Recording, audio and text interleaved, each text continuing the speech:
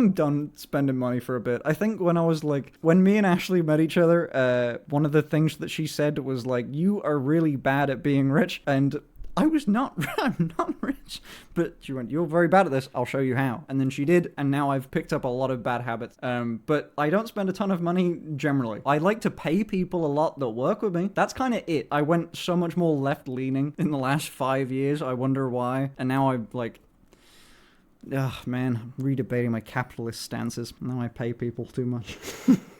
Radical leftist arc? Oh god, no. I don't know nearly enough. I fear the day that someone asked me to talk about politics. Didn't MC Hammer go broke from paying too much to the community? I have no idea.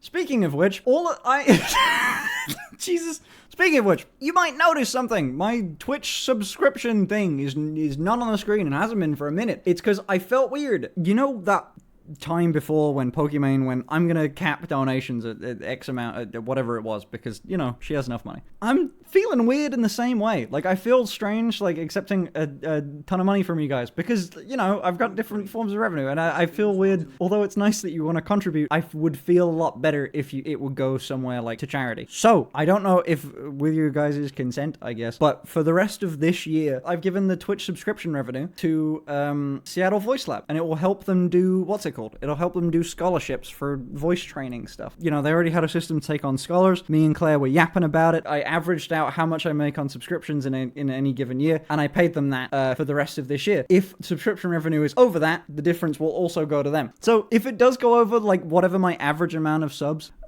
is, then it'll just go to them. If it's under that, it doesn't matter. The money's already been paid out. They're not going to get less. So, poggers, free voice lessons. If you do not want to sound like if you don't want to sound like me, GigaChad, or actually if you do, because they do like trans mask voice training too. I didn't talk about this at all, besides on like an Instagram story, but then they mentioned it before, and I already had a message on Twitter from someone that had said like, hey, I'm a recipient of this. I'm living in, I think it was, I don't want to say exactly where, but they were living in the Middle East, and they were a recipient of this scholarship, and they were very grateful and did make me cry. Fuck you if you watch this. Fuck you. You made me cry, you dickhead. But I'm really happy for you.